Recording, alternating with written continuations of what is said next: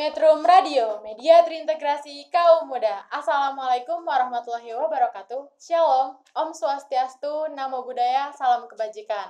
Kembali lagi di Bincang Toleransi, Metrum Radio Studio 3 SMK Bakti Karya Parigi.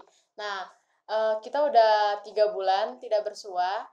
Akhirnya, minggu ini aku akan menemani kamu lagi di minggu siang. Kali ini aku udah bersama narasumberku. Tapi aku mau tanya dulu nih, apa kabar teman-teman? Semoga di hari minggu ini aktivitas kamu berjalan dengan lancar. Nah, Kak Rizal apa kabar nih? Baik. Oke, jadi narasumber kita kali ini namanya yang tadi disebutin Rizal.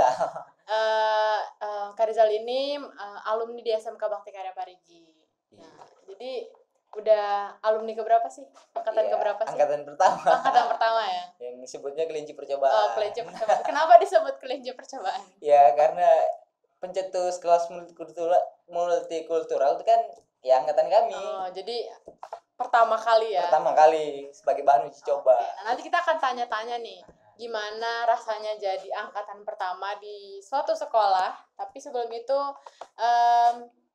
mau tanya yang lain dulu. Nah, Kak Rizal asal dari mana sih sebenarnya? Ya, dari Kalimantan. Asal dari Kalimantan. Berarti orang Dayak? Enggak. Bukan. Perantau juga. Oh, perantau. Tapi karena Tembuni dikubur di sana dibilangnya orang Kalimantan. Oke, orang Kalimantan. Jadi aslinya orang mana nih? Aslinya. Suku apa? Sukunya. Nah, kalau sukunya Mama Jawa, Bapak Flores. Iya. Tapi orang Kalimantan ya? Orang Kalimantan. Oke. Jadi kalau perantau emang gitu ya? Iya, tapi kalau sudah Tembuninya dikubur di Kalimantan, berarti orang Kalimantan. Berarti orang Kalimantan. Iya. Nah, suka ke Flores? Baru sekali pulang. Baru sekali. Kalau ke kampung yang di Jawa? Ya, udah sering. Oh, udah sering ya. Oke. Nah, sekarang tinggalnya di mana? Di Jakarta. Oh, udah kemana-mana itu ya? Iya, udah kemana-mana. Di Pangandaran, sekarang di Jakarta. Sekarang di Jakarta. Aktivitas selama di Jakarta? Kuliah. Iya. Kuliah di mana? Di Atmajaya. Oh, Atmajaya. Jurusan? PGSD. Oke. Pendidikan Guru SD. Oke. Nah, nanti kita tanya kenapa ngambil jurusan PGSD, tapi balik lagi tadi ke angkatan pertama. Iya. Ketika mau masuk ke SMK Bakti Karya Parigi, gimana sih ceritanya? Yang dipikirkan ya. Okay. Pertama keluar. Sebelumnya dapat tawarannya dari mana? Dapat tawarannya tuh dari kakak. Nah, Okay. karena kakak kan punya hubungan sama ketua yayasan. Oke. Teman gitu ya? Teman. Okay. Nah, makanya dia nawarin buat ngasih siswa dari perwakilan dari Kalimantan. Okay. Nah, makanya ditawarin ke aku nih kan. Okay. Nah, terus dari 2 lagi dari Sebatik yang temen ini. Nah, maulah nih terima. Mikirnya gini, wah bakal sekolah di Pulau Jawa nih. Okay. Keren nih pasti nih. Okay. Jauh dari teman-teman yang nggak jelas lagi kan di Kalimantan. Siapa tahu di sini lebih baik, lebih ya banyak pengalaman lah, pengen mandiri gitu intinya. Oke. Nah, terus itu kan sebelum kesini. Nah, ketika sampai sini, apakah perasaannya masih sama atau berubah? Ceritanya sebenarnya panjang. Jadi begini dulu. Kita nyampe di Jakarta tuh udah senang. Oke. Udah senang nih ya. Nyampe ke rumah Bu Medi. Oke. Kan? Nah, pas di sana tuh jalan-jalan lah kita, dihibur. Biar nggak shock datang sini. Oke. Jadi kita tuh dihibur dulu kan. Ya, seneng lah pokoknya. Pas udah mulai naik nih kan, naik ke bis mau ke Pangandaran nih. Oh, itu bareng-bareng ya sama yang lain? Bareng-bareng sama yang dari Flores, dari Kalimantan, dari Palembang. Nah, itu bareng jalannya kan. Sepanjang jalan tuh di mobil itu cerita tuh sama temen-temen yang baru kenal dia dari Flores. Ada cerita ya. Pokoknya sepanjang jalan nanya terus nih, berapa jam lagi nyampe? Katanya. Sebentar lagi. Nggak sabar ya? Nggak sabar. Kok udah mulai masuk Pangandaran ini kan, wah seneng. Karena banyak lampu, pasti katanya udah nyampe di Pangandaran, tapi belum nyampe di sekolahnya. Jadi masih di kotanya. Masih di kota Pangandaran, seneng nih. Pas jalan ke sekolah, ke asrama, di sepanjang jalan tuh teman-teman mikir gini, kok lampunya bisa dihitung 1, 2. Terus ada yang bilang, wah kita bisa beli baju di sini nih. jadi udah mengandai-ngandai nih. Wah, udah bisa beli baju di sini nanti kita nih, bisa main-main di sini nih. Pas nyampe kok jalannya makin rusak-rusak nih, makin kecil, makin gelap, lampu satu. Oke, terus pas nyampe kok gelap kan. Pas nyampe tuh depannya hutan tuh malam, asrama. berarti nyampenya malam. Hutan kan depannya tuh. Aduh, takut nih, pikiranku udah mulai negatif. Okay. Yang kan ada Pak Dayat, bapaknya Pak Irfan. Nah, pikiranku tuh negatif, sumpah. Yang karena kasus-kasus teroris dulu gitu kan, ngelihat bapaknya Pak Irfan gitu kan. Takut tuh rasanya. Jadi stigmanya udah jelek aja. Iya, stigmanya udah jelek banget pokoknya. Ya, mikirnya pas dibawa ke asrama, wah itu yang lebih takut. Kok ini bukan asrama yang aku pikirkan. Ya, yang dibayangkan ada kasur bertingkat-tingkat. Jadi ekspektasinya runtuh. Wah, runtuh. Pas nyampe ke sana dikasih kasur ambal, tidur gitu. Waduh, mikirnya enggak, pokoknya udah depresi tuh, malam-malam itu udah depresi tuh rasanya tuh. Enggak sesuai ekspektasi yang sebelumnya aku pikirkan dari jauh-jauh hari gitu. Sakit hati lah pokoknya rasanya. Sakit hati sumpah. Sampai teman-teman yang lain tuh ngomong, ini kita asrama beneran apa bukan gitu kan, mikirnya gitu. Masih berharap ini prank gitu. Iya, masih berharap gitu. Dibawa lagi besoknya tuh, dibawa ke sekolah. Pas nyampe ke sekolah, mana sekolahnya, aku bilang nih kan. Kan masuk gerbang di situ kan depan. Nah, masuk. Set. 1, 2 sama saung, ruangan. Ini sekolahnya, aku bilang. masih malah makin shock lagi. Makin shock lagi. Samping kanan kiri kebun warga itu kan. Aduh, mati lah aku. Pupus udah tuh harapan gitu. Anjir, aku bilang, aduh mati lah. Terus enggak sesuai ekspektasi. Kayak teman-teman yang lain tuh udah kecewa. Tapi ya pas masuk ke ruangan senengnya gini. Ada kata-kata mutiara Tan Malaka. Jadi pas ada mural. Ada mural Tan Malaka gitu kan. Ya membangkitkan semangat gitu. Akhirnya ya udah, mau gimana lagi, udah nyampe, mau pulang gimana kan, ya udah jalanin aja. Akhirnya lama kelamaan udah mulai terbiasa. Akhirnya seneng juga, bisa yang senengnya tuh bisa bahasa Sunda. Akhirnya pengetahuan tentang bahasa bertambah gitu. Nah, cerita itu Bakti Karya berapa tahun yang lalu? 4 tahun atau 4 tahun yang lalu. 4 tahun. Itu 4 tahun yang lalu. Kalau sekarang udah berubah banyak. Terus juga kayaknya kalau misalkan anak rantau gitu terus ke pesantren atau ke sekolah asrama, pasti awalnya ekspektasinya pasti runtuh dulu ya. Terus lama-lama baru udah kenal sama teman-temannya, udah ngerti budayanya, udah bisa bahasanya juga kan, jadi enak kan ngobrol kayak gitu. Jadi kayak gimana ya, pengalaman yang seperti itu langka sebenarnya. Yang awalnya dinaikin dulu terus jatuh lagi, contohnya naik lagi.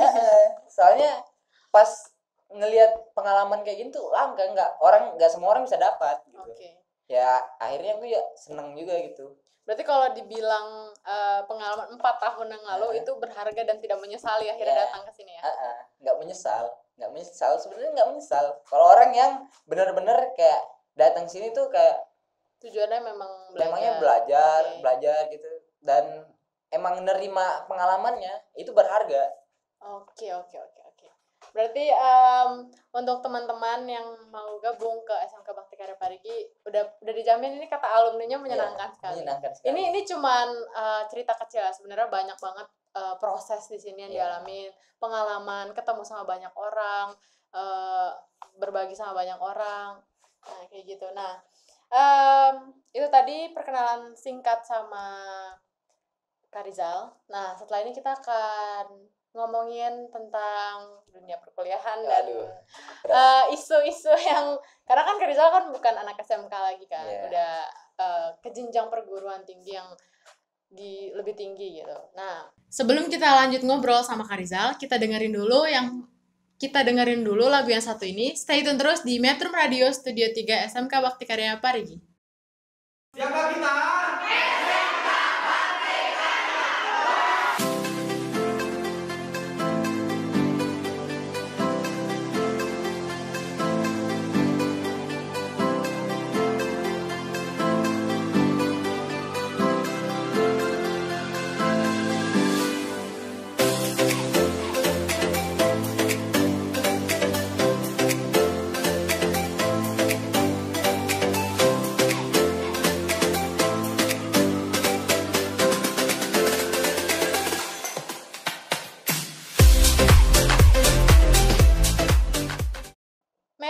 Radio, media terintegrasi kaum muda. Oke, kembali lagi di perbincangan minggu siang ini. Masih sama Kak Rizal dan aku. Nah, kalau tadi di awal kita udah ngobrolin tentang kehidupan SMK-nya Kak Rizal, bagaimana caranya dia bisa gabung ke kelas multikultural, sampai dari awalnya dia lumayan kesel, sampai akhirnya tidak menyesali pilihannya. Nah, kali ini kita akan ngobrol tentang aktivitas Kak Rizal sebagai mahasiswa. Nah, Kak Rizal kan di sini kan multimedia. Terus sekarang kuliahnya PGSD jurusannya. Gimana ceritanya bisa nyebrang gitu, bisa banting setir dari multimedia ke PGSD? Itu bisa banting setir karena ya kan ini beasiswa. Beasiswa yang ditawarin sama PAI, ketua yayasan. Nah, mikirnya tadinya mau lanjut kuliah seni gitu kan, tapi kayak orang tua aja masih mikir-mikir kan mau kasih kuliah, suruh ngelanjutin kuliah seni. Nah, aku juga nyoba aja dulu nih beasiswa, dapat apa enggak. Nah, langsung lah ke Jakarta ikut tes. Nah, akhirnya ikut tes, segala tes sudah dilalui. Nah, tes wawancara nih yang terakhir, wah deg-degan tuh kan. Yang nguji tuh satu orang aja atau ada banyak? Ada satu orang aja. Nah, jadi deg-degan nih kan, yang berempat nih, berenam dari SMK. Nah, itu deg-degan tuh, gantian masuk tes wawancara. Pas aku masuk dalam tuh ya nggak terlalu takut sih, karena kayak enjoy ngomong sesuai realita aja, tapi ada speak dikit lah.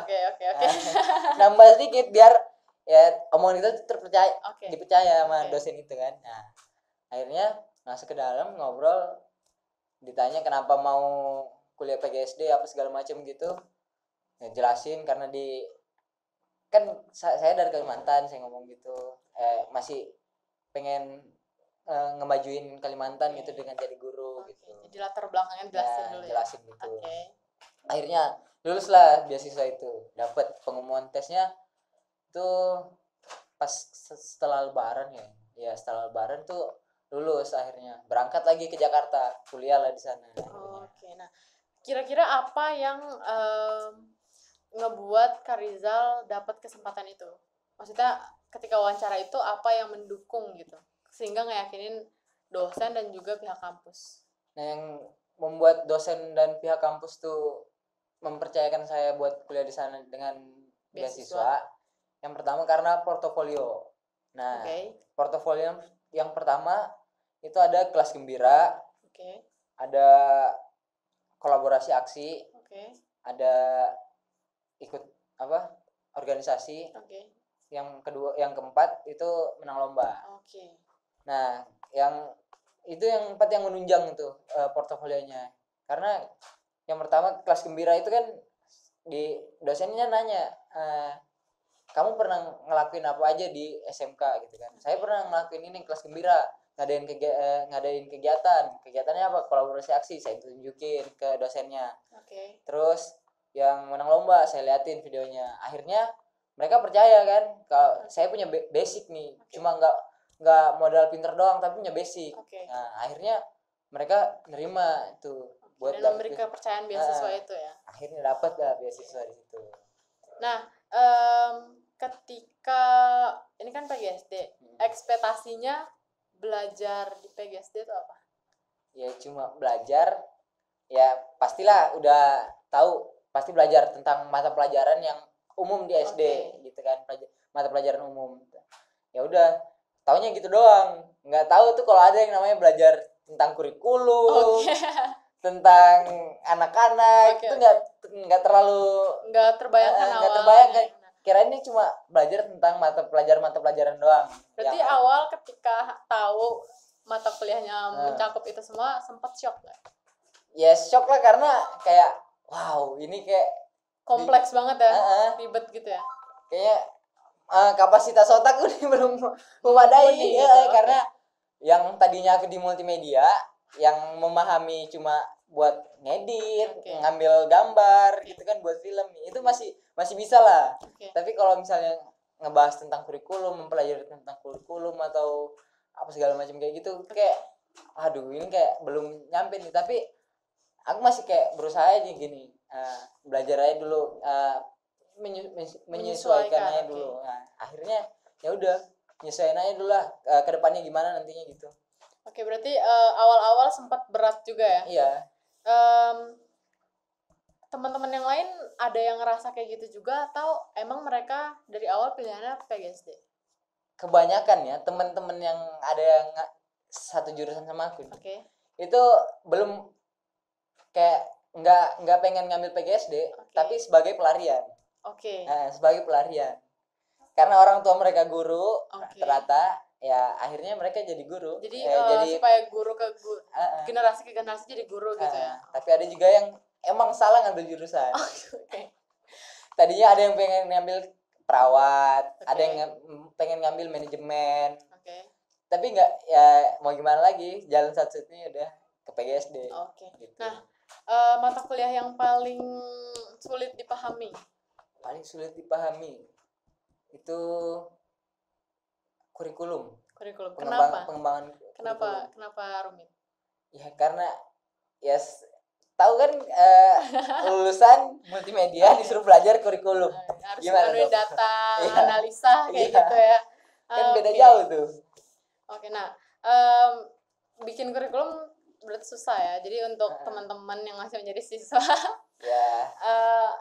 harus menghargai perjuangan para guru-guru yang membentuk kurikulum. Nah, sekarang udah semester berapa? Sekarang mau masuk semester 3.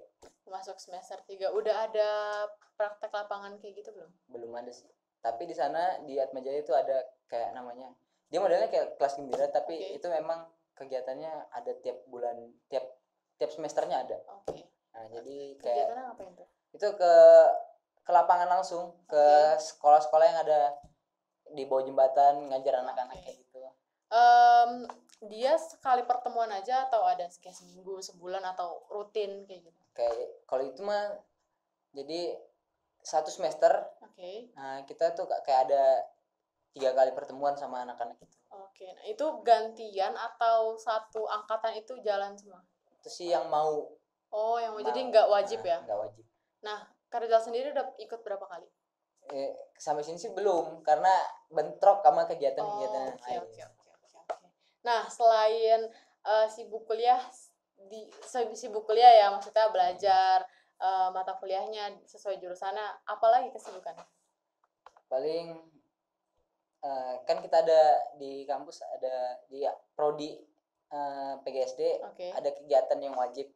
Nah, itu sebagai ketua angkatan yang kayak kita harus ngumpulin duit buat kegiatan kita ya, buat danusan. Nah, itu tuh kayak bener-bener seneng banget tuh, karena bisa ngumpulin temen-temen buat nyari dana bareng-bareng. Gitu. Tapi itu ketika ngumpulin tuh semuanya ikut atau ada beberapa yang nggak ikut? Ada yang beberapa yang nggak bisa ikut. Ya nggak bisa dipaksakan harus ikut dong. Ya yang bisa aja, kita nggak maksa buat semuanya harus ada di hari itu. Nah, karena Karizal ini ketua kan, strategi apa sih yang dipakai, maksudnya kayak yang dilakuin buat supaya dananya itu kekumpul itu lewat usaha apa aja? Yang pertama pastinya kita jual bunga. Ngamen. Nah, kita jualan juga di kampus. Jual apa aja di kampus? Kalau di kampus sih jual risol. Ya biasa tuh kan kalau bercandaannya anak kuliah gitu kan, kayak yang dibayangkan ikut organisasi ini itu, tahu sampai kampus risolnya. Kalian nanti jualan gitu kan. Pokoknya kalau sudah jualan tuh kita nawarin ke teman-teman ke prodi lain. Kadang pokoknya ribet dah. Tapi seru nggak sih? Maksudnya itu termasuk pengalaman baru nggak? Pengalaman baru. Soalnya yang nggak aku dapatkan di SMK, aku dapatkan di sana. Berarti ada pengalaman lain yang akhirnya didapat ya. Nah, kalau jual bunga itu pasti harus beli bunganya dulu. Itu ribet nggak sih? Beli bunga sih ribet, karena gimana sebagai ketua, nggak mungkin teman-teman yang lain kan punya waktu juga kan. Nah, setidaknya sebagai ketua aku harus ngeluangin waktu lebih banyak gitu kan. Akhirnya aku pergi beli bunga, pokoknya nungguin tuh bunganya dibungkus satu-satu. Belum lagi jalannya ke katedralnya itu kan. Itu kan bener sih kata-kata orang, kita tuh di jalan. Tuh di jalan macetnya ya Allah. Oke, jadi udah nungguin itunya Nungguin terus bunga harus apa segala macet-macet macam. lagi. Nah, oh jadi jualannya tuh di katedral ya? Ya di katedral. Kenapa pilihan lokasinya di katedral? Karena di sana kan ada misa, Oke. pasti ada doa segala macam gitu. Oke. Pasti nanti ngasih bunga ke goa itu. Oh, Nah, oke. Jadi emang tempat yang tepat ya. tempat yang tepat. Oke.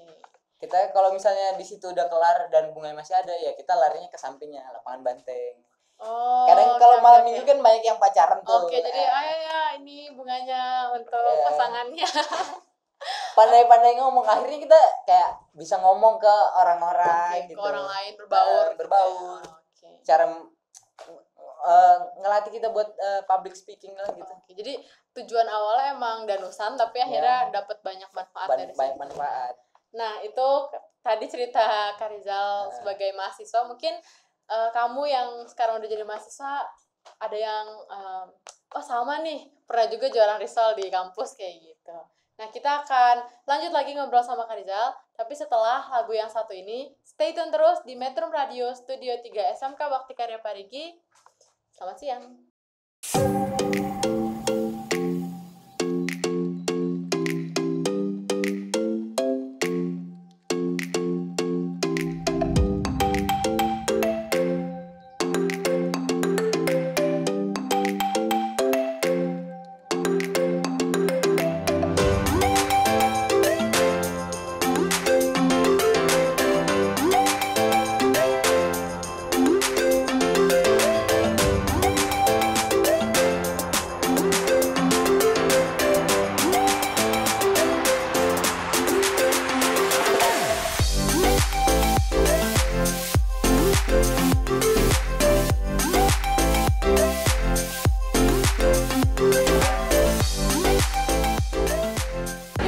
Tadi seru nggak MPLS-nya? Iya, seru banget.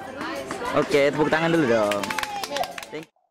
Metro Radio, media terintegrasi kaum muda. Oke, kembali lagi teman-teman sama aku dan Kak Rizal. Nah, kali ini nih, karena Kak Rizal seorang mahasiswa, kita akan nanya-nanya tentang isu apa yang Kak Rizal bukan tekuni, apa ya? Ikuti gitu loh. Jadi kan kalau mahasiswa kan pembahasannya banyak ya. Saya juga nggak tahu gitu. Nah, kalau Kak Rizal sendiri lebih suka isu apa? Maksudnya kayak mungkin politik atau pendidikan atau apa? Kalau misalnya sih kita masih isunya lingkungan karena Oke. UKM yang aku ikut itu pecinta alam kan. Oke. Jadi isunya lingkungan. Oh, ikut pecinta alam ya. Iya. Oke. Jadi selama ikut kegiatan itu udah ngapain aja? Kita ngebuat kegiatan juga. Oke. Jadi kita buat di sana ada biokomposter. Oke. Apa tuh biokomposter? Jelaskan dulu. Waduh. Biokomposter supaya aku dan juga teman-teman yang mendengarkan tuh paham. Jadi kegiatan kami tuh ada di satu RT.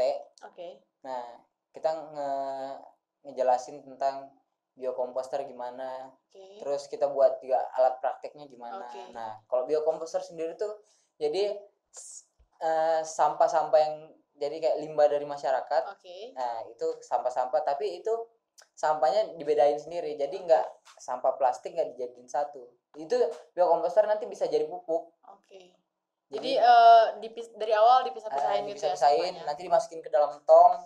Oke. Pokoknya gitu. Nah, nanti cairannya tuh bisa dipakai buat pupuk. Oke. Terus bisa jadi dijual gitu. Oke. Nah, kan untuk bikin biokomposter itu butuh alat ya. Nah, alatnya itu disediain dari UKM-nya Kak Rizal atau semacam patungan lah ya sama pihak RT-nya itu atau gimana? Nah, kalau kita pertama kita ngajuin proposal ke kampus. Oke. Dicairin dana segini-segini buat ini. Nah, tapi karena dari kampus nggak memadai, pihak RT juga bekerja sama kami buat beli tong. Kata mereka mau bantu buat beli tong buat nanti itu sama-samanya ditampung di situ. Jadi kerjasama gitu ya. Kerjasama. Nah, kita bangun kerjasama, akhirnya terwujudlah tuh kegiatan itu. Oke. melibatkan warga, mereka belajar cara membuatnya gimana, cara masukin sampah-sampahnya gimana. Oke. Nah, kegiatannya itu tiap minggu atau gimana? Jadi itu kegiatan cuma 1 kali, tapi kita ada pemantauan keberlanjutannya gimana, sukses nggak kegiatan. Akhirnya kegiatannya sukses kan, alatnya berfungsi dan bisa digunakan sama warga. Nah, output dari biokomposter itu apa aja? Banyak sih, soalnya ke masyarakatnya juga mereka lebih aware sama lingkungan gitu ya, lingkungannya jadi lebih terjaga. Lingkungan mereka juga terhias dengan adanya tong-tong itu. Terus kayak lebih orang-orang tuh kayak bisa lebih milih-milih sampah, jadi nggak nyatuin sampah. Jadi kalau misalnya gini ya, sampah itu dijadiin satu, misalnya sampah bekas buah-buahan atau apa dijadiin satu dengan plastik itu yang menimbulkan bau kan. Nah akhirnya di lingkungan mereka berkurang tuh yang bau-bau sampah yang kayak gitu. Jadi lebih segar udaranya juga lebih ya. Segar. Terus buat kitanya juga kayak ya kegiatan kita sukses. Nah bermanfaat juga buat kita nambah pengetahuan juga. Sebelum kita buat kegiatan itu kita juga belajar. Jadi belajar sama ahlinya gitu ya. Baru ngajarin lagi ke warga gitu. Nah, tadi kan si biokomposter itu jadi pupuk buat dijual kan. Ada berapa jenis pupuk? 2.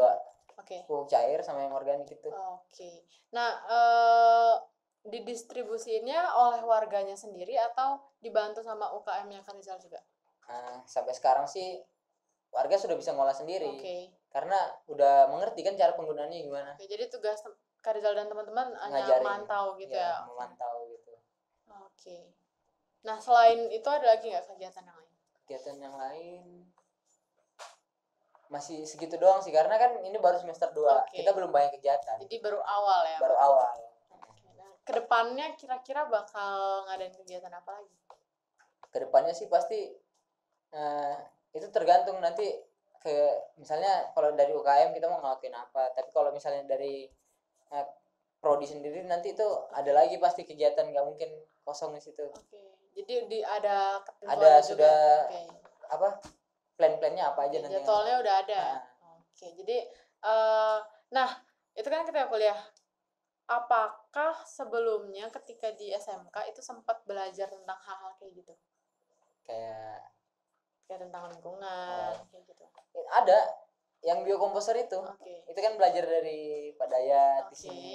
Akhirnya saya ingat juga cara buatnya gimana, terpakai tuh di sana. Akhirnya yang tadinya awalnya ngedengerinnya cuma sekedar denger duduk, nggak tahu apa gitu ya. Akhirnya bisa ngasih masukan juga gitu.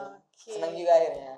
Jadi ilmu itu sebenarnya kayaknya nggak ada yang nggak kepake ya, Rizal ya. Pasti kayak ada. Mungkin kita belajarnya hari ini, tapi kepakainya masih kapan gitu ya. Nggak tahu lah. Jadi soalnya nggak instan, sebenarnya itu nggak instan. Pasti butuh proses.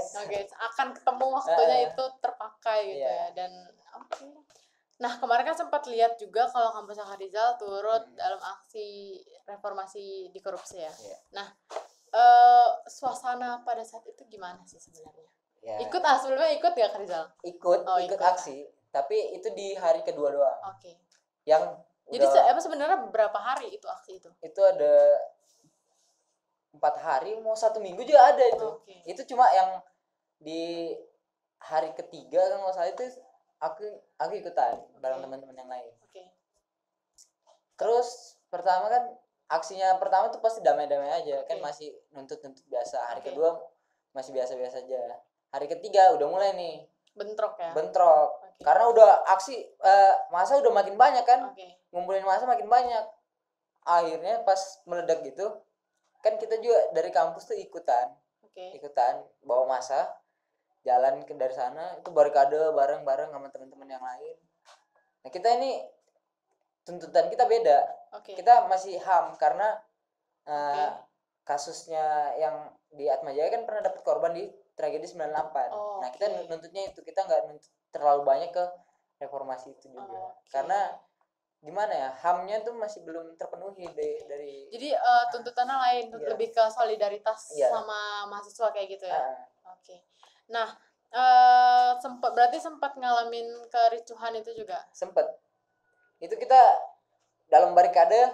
Oke. Wah, kita ngumpulin tuh yang cowok tuh ngelingkarin cewek-ceweknya di tengah. Oke. Jangan sampai keluar pokoknya yang Oke. Jadi pokoknya punya formasi sendiri, gitu ya? barikade sendiri. Oke. Udah mau nyampe depan gerbang, ditembakin gas air mata, dah langsung mundur sama kita.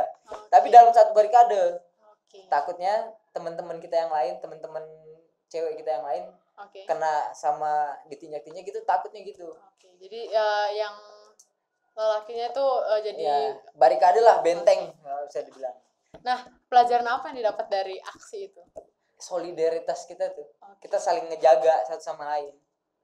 Kalau kita bilang balik, semua balik.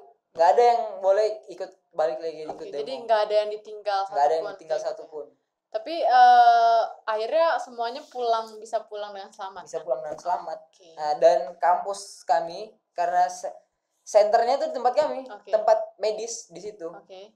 Dan pas esoknya tuh paling rusuh kan, besoknya tuh paling rusuh kan. Oke. Nah, itu sedangkan korban-korban udah mulai jatuh tuh dikumpulin di kampus kami. Oke.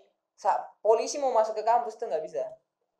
Ada polisi yang masuk tapi diusir lagi karena ini kampus. Oh, jadi ranahnya udah beda, ini ranah pendidikan iya, ranah gitu ya. pendidikan. Ini polisi nggak bisa masuk. Oke. Gas air mata tuh di kampus penuh. Saking penuhnya tuh, kita mau keluar kelas aja tuh, kan masih ada kelas juga tuh. Oke. Itu kita keluar kelas setengah mati. Udah gas air mata di mana-mana. Oke. Jadi ketularan ke kampusnya juga Iya. ya. Karena senternya di kampus kami gitu. Oke. Tapi kalau dibilang seru nggak sih? Seru sih. Tapi aku juga seneng. Akhirnya teman-temanku nih kan kayak yang tadinya nggak pengen ikut demo, Oke. pengen ikut demo karena kayak teman-teman pada aksi. Oke. Jadi wah dia ikut Iya. bareng-bareng Mas, lah kita kita. Oke. Karena ngerti juga, nggak asal ikut demo, kita harus ngerti juga Tuntutannya apa gitu, tuntutannya isunya yang apa. Oke. Bahkan teman-temanku yang tadinya karena takut tragedi 98 terulang kembali, ada teman-teman Cina yang takut Oke. karena mereka merasa kayak pernah dikucilkan lah Oke. karena tragedi itu. 98. Yang kerusuhan itu Oke. segala macam. Akhirnya mereka kayak, wah ini saatnya kita ikut demo juga nih. Oke. Jadi di situ solidaritas, toleransinya muncul. kebangun di situ ya.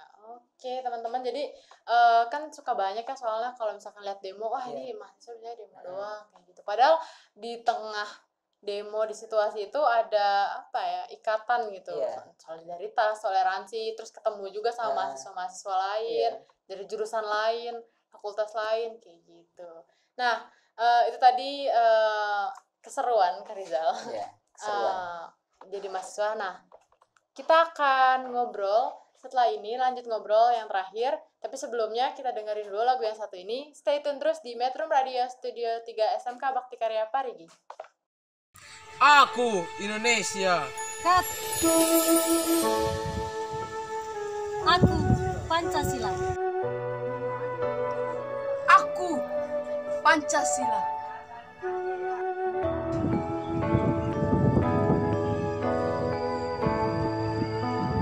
Aku Pancasila.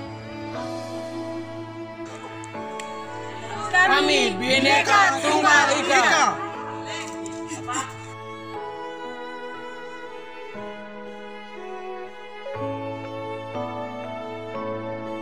Metro Radio, media terintegrasi kaum muda. Oke, kembali lagi sama aku dan juga Kak Rizal. Nah, ini terakhir nih. Aku mau tanya ke Kak Rizal tentang pandangan Kak Rizal soal toleransi. Karena kan di Bakti Karya kan emang itu ya tujuan utamanya. Terus juga tadi sepengalaman selama kuliah 3 semester ini udah ngalamin pengalaman kayak demo, terus juga UKM yang ya berhubungan lah dengan isu itu. Pandangan Kak Rizal tentang toleransi itu gimana? Toleransi ya. Atau sebelum ke SMK dan setelah ke SMK. Kalau sebelum ke SMK. Oke. Nah, kalau sebelum ke SMK tuh kayak ya karena di sana hidup di Kalimantan hidupnya kan majemuk orang-orangnya tuh. Karena tanah rantau ya. Tanah rantau. Oke. Nah, jadi kayak toleransi tuh udah ada udah kepikiran sama aku. Udah kayak saling menghargai sama satu sama lain gitu kan. Emang udah dialami Udah dialami dari sono. Oke. makanya kayak nggak asing lagi lah ketemu orang-orang yang beda, karena kayak itu asik. Mengenal orang-orang lain tuh asik gitu, tahu budaya lain, tahu budaya lain gitu. Nah tapi ketika masuk sini kan konsennya lebih ini ya. Nah hal lain yang dipelajari dari toleransi, dari toleransi, maksudnya kalau sebelumnya mungkin di Kalimantan kan ya udah kalau ketemu sama orang yang beda ya dihargai, ngobrol bareng ya ngobrol aja. Nah tapi setelah sampai sini itu kan pasti lebih kompleks lagi karena toleransi kan dalam banyak hal. Nah pandangannya berubah atau makin bertambah atau gimana? Pandangannya sih makin bertambah. Karena kayak gimana ya, kita hidup satu rumah sama orang yang bener-bener beda-beda nih. Kayak wow, ini lebih ngeri lagi nih. Bukan satu daerah lagi, tapi satu atap sama orang-orang yang bener-bener beda. Jadi kayak kehidupan kita tuh kayak gimana ya, kalau misalnya kita mau hidup di rumah sendiri itu ya kita udah kenal bener sama orang-orang ini, tapi kalau yang sama orang-orang yang dari Sabang sampai Merauke ini dikumpulin, wow itu bener-bener kacau sebenarnya kan. Aturannya beda, budayanya beda, cara ngomongnya. Itu beneran dari situ kayak ini kayak gimana ya? Jadi bener-bener pengalaman yang paling ngeri lah menurutku ya. Karena orang-orang kayak gini kayak wow, kita disatuin sama orang-orang kayak gini. Cara kita mengenal mereka tuh harus lebih gimana? Lebih dalam lagi. Jangan sampai kita miskomunikasi sama mereka kan. Akhirnya tuh satu sama lain saling mengenal nih. Akhirnya asik hubungan itu tuh. Itu kan tadi jangan sampai salah komunikasi. Pernah nggak? Salah komunikasi pernah. Sampai kita tuh kayak berantem apa segala macam, tapi itu kayak proses mengenal. Contoh awalnya bisa salah komunikasi karena apa? Satu bahasa. Sama intonasi. Kita ngomong pelan, kata mereka tuh dibilang banci. Kita ngomong keras, dibilang kita marah-marah. Jadi bingung ya harusnya gimana. Makanya kayak jangan sampai miskomunikasi itu intinya. Jadi emang harus bisa menyesuaikan diri satu sama lain, antara suku ini dengan suku yang lain kayak gitu. Terus dari permasalahan itu yang kayak buat kita tuh kayak jadi gini ya, yang kita alami itu kita kayak dari kita ribut, dari kita berantem sama musuhan, kita prosesnya akhirnya kita kayak nganggep kita satu rumah, kita saudara, kita nganggepnya kita saudara.